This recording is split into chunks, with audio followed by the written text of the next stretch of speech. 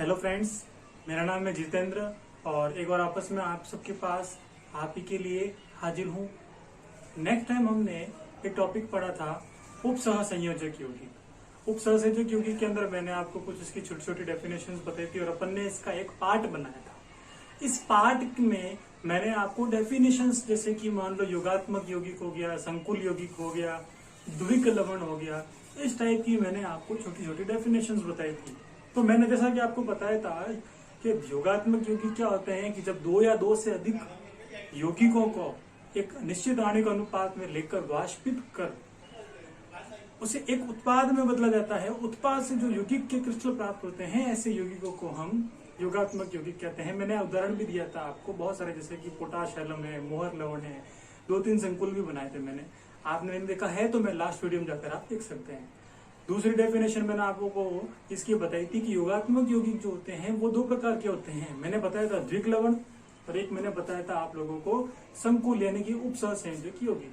द्विक लवण के बारे में मैंने आपको बताया था कि ऐसे यौगिक जो ठोस अवस्था में तो स्थायी होते हैं, परंतु अन्य विलायकों में या जलीय विलयन में मिलाने पर वे अपने आयनों के परीक्षण देते हैं। जैसे कि मोहर लवण फेरस अमोनियम सल्फेट, जब मैं उसको मिलाऊंगा विलयन के अंदर तो फेरस अमोनियम और सल्फेट तीनों के आयन इसमें परीक्षण देंगे।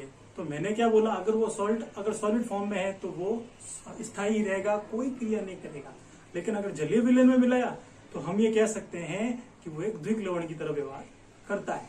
दूसरा मैंने आपको बताया था संकुल यौगिक, जिसे हम उपसह संयोजक यौगिक भी बोलते हैं, कोऑर्डिनेशन कंपाउंड।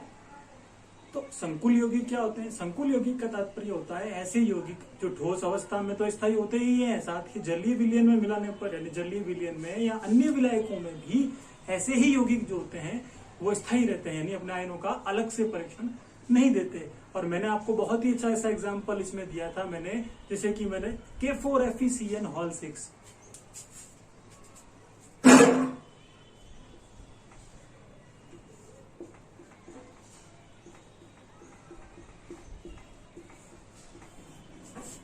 इस एग्जाम्पल में भी आप देखिए कि ये हमारा एक जटिल एक संकुल यौगिक है।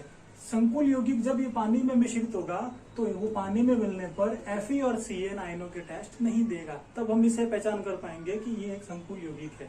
वहीं अगर द्विक लवण है यानी कि मान लो मोहर लवण है, तो हम ये कह सकते हैं कि जब उसे हम पानी में डालेंगे तो हम ये कह रहे हैं कि पानी में डालते ही वो अपने आयनों का परीक्षण देगा। तो आयनों के परीक्षण विलायकों में दे, जल में दे, ऐसे सॉल्ट जो होते हैं डबल सॉल्ट कहलाते हैं। और संकुल यौगिक जो होते हैं वो स्थायी रहते हैं, वो अपने आयनों का परीक्षण जैसा कि एग्जाम्पल में दिया हुआ है नहीं देते। इन्हें इस बड़े ब्रैकेट के अंदर दर्शाया जाता है। ये बात आपको ध्यान रखनी है। संकुल यौगिक को हमेशा उसकी पहचान होती है कि उसे बड़े ब्रैकेट में दर्शाया जाता है, ताकि हमें मालूम चल जाए कि इसके अंदर जो आयन है वो कहीं भी किसी भी विलायक में परीक्षण नहीं देते, और यही इसकी क्या होती है, पहचान होती है। नेक्स्ट हम बात करते हैं छोटी छोटी डेफिनेशन एक और है, उसी का आज हम तीसरा पार्ट बनाएंगे। वो है हमारी, जैसे कि मैंने आपको कह दिया, केंद्रीय धातु आयन CMI। CMI का मतलब क्या होता है? CMI का मतलब होता है सेंट्रल मेटल आयन। इसे केंद्रीय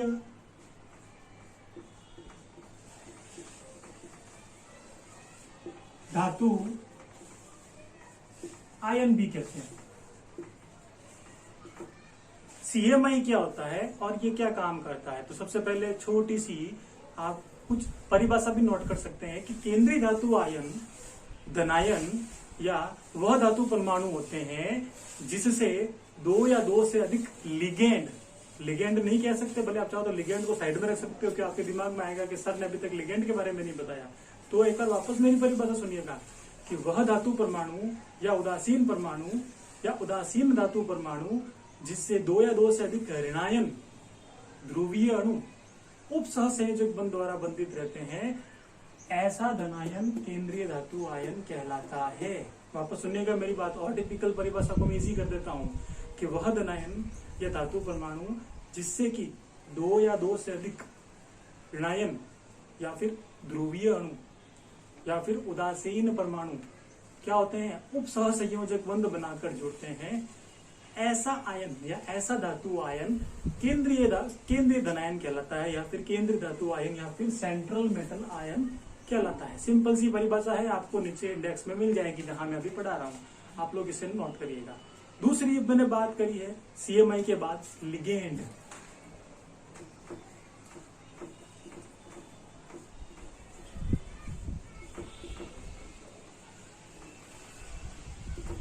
लिगेंड क्या होते हैं?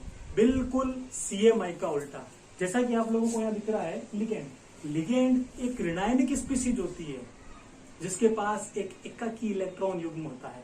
ये एकाकी इलेक्ट्रॉन युग्म वह केंद्रीय धातु आयन CMI को प्रदान करता है ताकि वो क्या कर सके, उप सहसंयोजक बंध बना सके। तो लिगेंड का काम क्या होता है? लिगेंड एक ऋणात्मक स्पीशीज, एक ऋणायनिक स्पीशीज होती है जिसके पास एकाकी इलेक्ट्रॉन युग्म, ना कि इलेक्ट्रॉन की बात कर रहा हूं मैं, एकाकी इलेक्ट्रॉन युग्म की बात कर रहा हूं। लिगेंड के पास, लिगेंड एक ऐसी ऋणात्मक स्पीशीज होती है और जो क्या करती है, जिसके पास एक एकाकी इलेक्ट्रॉन युग्म होता है, जो CMI को, केंद्रीय धातु आयन को क्या करती है, प्रदान करके एकाकी इलेक्ट्रॉन युग्म एक उप सहसंयोजक बंध का निर्माण करती है। यानी कि हम ये पढ़ चुके हैं 9th क्लास में कि जब इलेक्ट्रॉन युग्मों को जब ट्रांसफर किया जाता है, सदा किया जाता है, तो उप सहसंयोजक बंध बनते हैं। यानी लिगेंड, यहाँ पर जो लिगेंड है वो भी क्या करता है, उप सहसंयोजक बंध बनाता है। किसके साथ बनाता है? CMI के साथ, केंद्रीय आयन के साथ। कैसे कि लिगेंड एक ऋणात्मक स्पीशीज है और वो क्या करता है, अपने इलेक्ट्रॉन युग्मों को, इलेक्ट्रॉन पेयर को क्या करता है, CMI को दे देता है। यानी कि ऋणात्मक स्पीशीज जो इलेक्ट्रॉन युग्मों को क्या करे, CMI यानी कि केंद्रीय आयन को दे दे। CMI का मतलब मैंने आपको बताया था केंद्रीय धातु आयन या केंद्रीय आयन भी हम इसको बोलते हैं। छोटी सी ये 2 डेफिनेशन है। अब हम इसको आइडेंटिफिकेशन करें कि हम इसे कैसे पता करेंगे सर कि इसमें केंद्रीय धातु आयन कौन है, और या फिर हम इसे लिगेंड का कैसे पता करें। तो इसका छोटा सा एक एग्जाम्पल देखते हैं अपन, वो देखिएगा आप।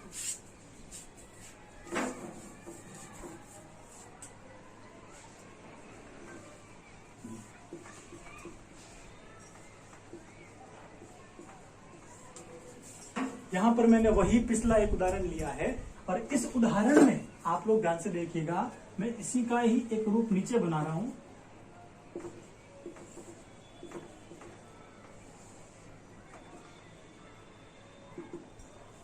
अब कुछ फर्क आप लोगों को दिख रहा होगा कि M का मतलब तो मैंने आपको बता दिया था, CMI केंद्रीय धातु आयन।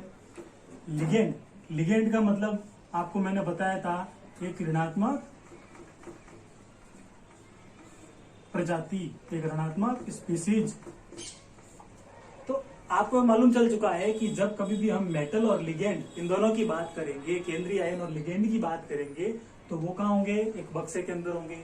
और इस बक्से को हम क्या बोलते हैं, उप सहसंयोजक यौगिक का संकुल। यानी कि हम यहाँ पर उप सहसंयोजक संकुल की पहचान करते हैं।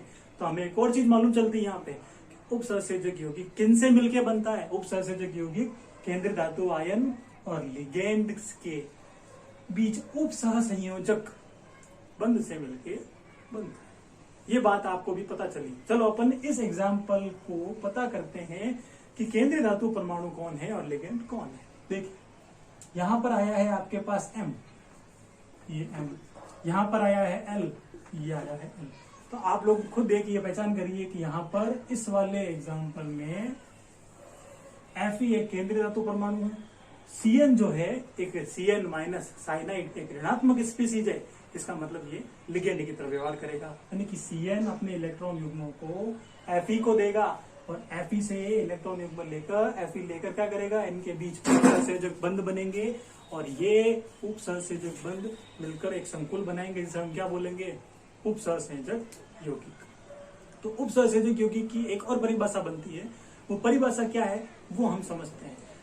हम क्या बोल सकते हैं कि केंद्रीय धातु परमाणु व लिगेंड आपस में उप सहसंयोजक बंध द्वारा बंधित होकर एक यौगिक का निर्माण करते हैं। इसे ही हम लोग क्या बोलते हैं, उप सहसंयोजक यौगिक। या फिर हम कह सकते हैं कि लिगेंड अपना इलेक्ट्रॉन युग्म केंद्रीय धातु परमाणु को प्रदान कर उप सहसंयोजक यौगिक का निर्माण करता है या एक यौगिक का निर्माण करता है जिसे हम लोग क्या बोलते हैं, उप सहसंयोजक यौगिक बोलते हैं।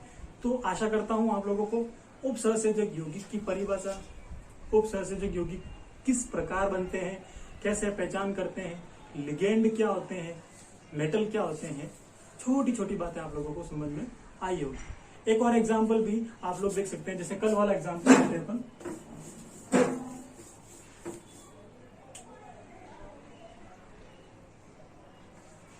कॉपर सल्फेट प्लस 4NH3, ये एग्जाम्पल अपन ने लास्ट टाइम लिया था। इसमें मैंने क्या किया था, कॉपर के पास मैंने क्या किया था, NH3 के 4 मॉलिक्यूल मैंने ऐसे जोड़कर डॉट में SO4 लिख दिया। अब आप लोगों को मालूम चल गया कि ये एक संकुल यौगिक है, जिसमें कॉपर एक केंद्र धातु आयन है और NH3 क्या है, एक लिगेंड। लिगेंड में मैंने आपको बताया था कि NH3 लिगेंड उदासीन भी होते हैं, लिगेंड ऋणात्मक भी होते हैं। लिगेंड हमेशा इलेक्ट्रॉन दाता का काम करते हैं, इलेक्ट्रॉन युग्म दाता का काम करते हैं, परंतु केंद्र धातु परमाणु जो होते हैं वो इलेक्ट्रॉन युग्म ग्राही का काम करते हैं। CMI हमेशा इलेक्ट्रॉन युग्मों को लेगा। जो केंद्र धातु आयन होता है CMIM, वो हमेशा लिगेंड से इलेक्ट्रॉन युग्मों को लेगा। क्यों लेगा, इसका कारण क्या है, वो क्यों ग्राही की तरह काम करता है, इसका कारण है कि जितने भी M होते हैं, यानी जितने भी CMI होते हैं, जितने भी केंद्रीय धातु आयन होते हैं, इनके पास समभ्रंश कक्षक होते हैं, यानी कि समान ऊर्जा में रिक्त कक्षक होते हैं। और रिक्त कक्षक होने की वजह से ये आसानी से इलेक्ट्रॉन युग्म लेकर बंध बना लेते हैं और उपसंयोजक बंध का निर्माण होता है। तो ये आपको एक छोटी सी डेफिनेशन मैंने बताई, उपसंयोजक यौगिक क्या होते हैं, लिगेंड क्या होते हैं, और हमने ये समझा कि केंद्रीय धातु आयन क्या होते हैं। एक वर्ड आ रहा है आपके पास, दाता परमाणु। दाता परमाणु क्या होता है, दाता का मतलब क्या होता है, देने वाला। अब आप लोग खुद सोचिए कि जो दे रहा है वो कौन है, लिगेंड। लिगेंड इलेक्ट्रॉन युग्म दे रहा है। लिगेंड में भी कौन सा परमाणु इलेक्ट्रॉन युग्म दे रहा है, लिगेंड में उपस्थित वह परमाणु जो अपना इलेक्ट्रॉन युग्म केंद्र धातु आयन को देता है वो कहलाता है दाता परमाणु। उदाहरण इसी में देखिए कि यहां पर लिगेंड कौन है, NH3 अमोनिया। कॉपर क्या है, केंद्रीय धातु आयन, इलेक्ट्रॉन युग्म दे रहा है, उपसंयोजक यौगिक बन रहा है।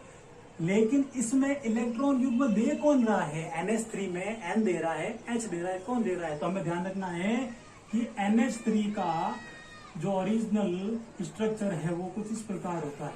आप लोग देखिए नाइट्रोजन पे एक इलेक्ट्रॉन युग्म है, इसका मतलब नाइट्रोजन के पास एक इलेक्ट्रॉन युग्म है ना, तो वो क्या करेगा, अपने इलेक्ट्रॉन युग्म इस कॉपर यानी कि M को देगा और क्या बनाएगा, उपसंयोजक यौगिक बनाएगा। इसका मतलब हम कह सकते हैं कि NH3 में N जो होता है वो क्या होता है, दाता परमाणु होता है।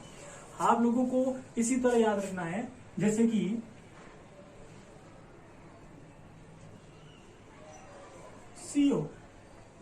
CO का मतलब होता है कार्बोनिल। इसके अंदर कौन इलेक्ट्रॉन युग्म दे रहा है, O। जैसे कि मैंने कह दिया आपको सिंपल सा एग्जांपल, O2- ऑक्सो। ऑक्सो में कौन दे रहा है, O2 और ऑक्सो में कौन दे रहा है, O। बहुत से एग्जांपल है, जैसे कि हाइड्रोक्सो OH-, इसमें कौन दे रहा है, O दे रहा है।